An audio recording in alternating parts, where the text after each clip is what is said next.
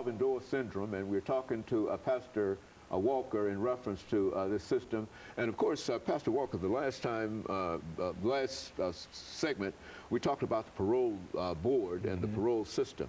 Let's have you to deal almost exclusively with this as a system this morning, because I think that you've indicated that there are some states that have already eliminated the parole board. And so let's talk about Tennessee in reference to all of that. Absolutely. I think it would be a good thing because we talk about the crime rates, and then we talk about the cost of incarceration. And then when you look at the parole board that's keeping people incarcerated that have earned the privilege of being paroled. They know they're not coming back into the system. They know that the institutional record says, you know, this person can be paroled and this person will go out. I mean, they got a support system out. They got a family out there. They got churches that's willing to support them. They got other types of agencies that's willing to help them make that transition, that's going to help them walk them through the process. They know they're not coming back, but they're keeping them incarcerated, and that's at a cost to the state.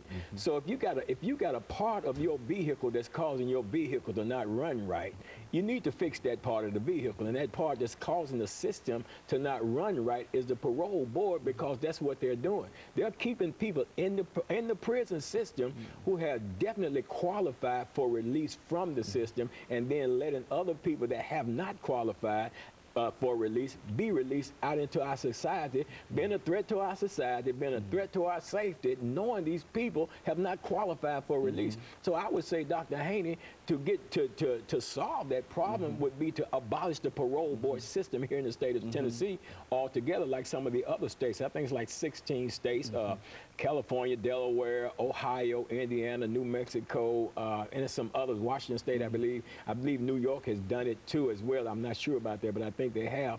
I don't know exactly all the processes that's in place in that particular makeup, because I'm still researching and studying that. But the fact is that these 6 or 7 individuals have the ability throughout the state to determine individuals who will get out of the system.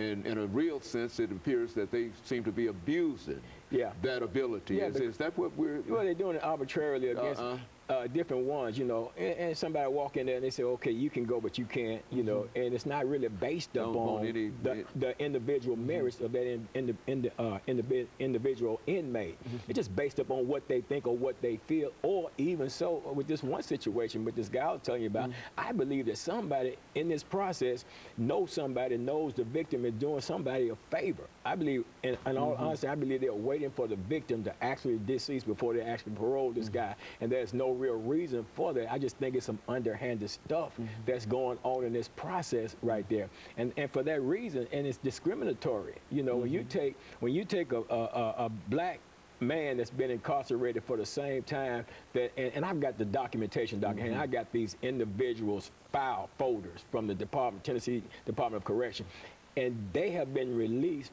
same charges, been released from prison, had bad institutional records, but yet they were released, and some of them has come back into the system, man. And then you take somebody that's well qualified to be released, have earned that privilege, and again, parole is not a right, but if you put me in the system and you give me a parole date and I do everything necessary to earn that right or that privilege to be paroled, then why do you hold me in there at a cost to the state of Tennessee?